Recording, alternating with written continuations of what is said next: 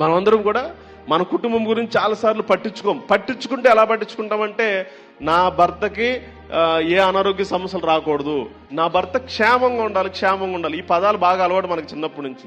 నా భార్య క్షేమంగా ఉండాలి, నా పిల్లలు క్షేమంగా ఉండాలి. ఇదే ప్రార్థన ఎంతసేపు. క్షేమం అంటే ఏంటి మీరు చెప్పండి ఒకసారి, ఓ పాలు మీరు చెప్పండి అంటే, క్షేమం అంటే ఏముంది సార్, ఏ జబ్బు రాకూడదు, ఏ రోగం రాకూడదు. ఇది అయ్యే పని కాదు. జబ్బులు రోగాలు రాకుండా ఎవడో ఉండడు. అది అయ్యే పని కాదు. ఎందుకు వచ్చింది అనవసరంగా? అది వచ్చినప్పుడు ప్రార్థన చేయండి, అది పోవాలని. ముందు చేసిన వేస్ట్ అది. అవునా కాదు? అవునా?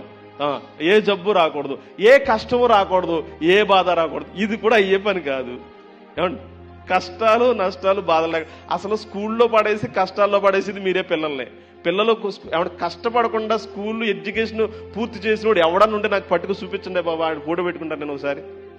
స్కూలు ఎడ్యుకేషన్ కంప్లీట్ చేసినాడు కష్టపడకుండా, అంటే కష్టం, నిద్ర బద్ధకం అనేది కానీ, నిద్ర లేమి అనేది కానీ, లేదా మనశ్శాంతి లేకుండా కానీ, టెన్షన్ లేకుండా కానీ చదివి పాస్ అయినాడు ఎవరన్నా ఒక చూపించండి ఒకసారి నాకు. కష్టాల్లో పడేసింది ఎవరో మరి తల్లిదండ్రులే కదా. కష్టపడకుండా, మరి భర్త సంపాదించకుండా ఎక్కడి నుంచి వస్తే రూపాయలు రావు, భర్త కష్టపడాల్సి వస్తుంది. భార్య కష్టపడకుండా వంట ఉండాలి, అన్ని చేయాలి, పనులు చేయాలి, పిల్లలు చూసుకోవాలి. పిల్లలు చూసుకున్నప్పుడు కష్టం లేకుండా ఉండదు, చచ్చిపోవాలనిపిస్తుంది ఒకసారి వాళ్ళకి. అవునే కదా? పిల్లలు చూసుకున్నప్పుడు. అలాగే భర్తలు కూడా సిరాకు వచ్చేసి ఆ అప్పులకి, ఆ కష్టాలకి, బాధలు జరిపి చచ్చిపోవాలనిపిస్తుంది. ఆ కష్టాలు ఆయనకు వస్తాయి, ఈవిడ కష్టాలు వీళ్ళకి వస్తాయి, పిల్లలకి కష్టాలు పిల్లలకి వస్తాయి. ఇప్పుడు ఏంటి చెప్పండి, నెక్స్ట్ చెప్పండి. కష్టాలు ఏమి రాకూడదు. నెక్స్ట్ చెప్పండి, ఇంకేంటి ప్రార్థన ఉందమ్మా? క్షేమంగా ఉండాలి, కష్టాలు రాకూడదు, ఆరోగ్య సమస్యలు రాకూడదు. ఇంకేంటి చెప్పండి, నెక్స్ట్ ప్రార్థన ఏంటి చెప్పండి. మరి ఏం చేయాలండి ప్రార్థన అంటే, నా భర్త ఎప్పుడు ప్రభువా నీకు విధేయుడై ఉండి బ్రతకాలి ప్రభువా, ఎప్పుడు నా భర్త నీ కనుసన్నల నుంచి దూరంగా వెళ్ళకూడదు ప్రభువా అని భార్యలు ప్రార్థన చేయాలి. భర్తలు ప్రార్థన చేయాలి, ప్రభువా నా భార్య నాకు విధేయురాయలై ఉంటూ, అలాగే నీకు ముఖ్యంగా విధేయురాయలై ఉండి పవిత్రతని పరిశుద్ధతని కాపాడుకుంటూ నీతిగా నిజాయితీగా బ్రతకాలి ప్రభువా అని భార్య గురించి భర్త ప్రార్థన చేయాలి.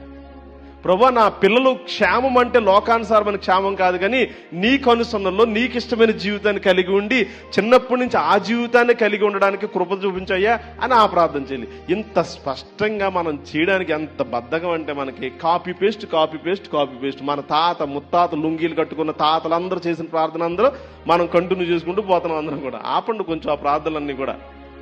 దేవుడికి విధేయులుగా లేకుండా ఎవరికి కూడా సంతోషంగా ఉండడం సాధ్యం కాదు. సో అక్కడి నుంచి మొదలెట్టండి.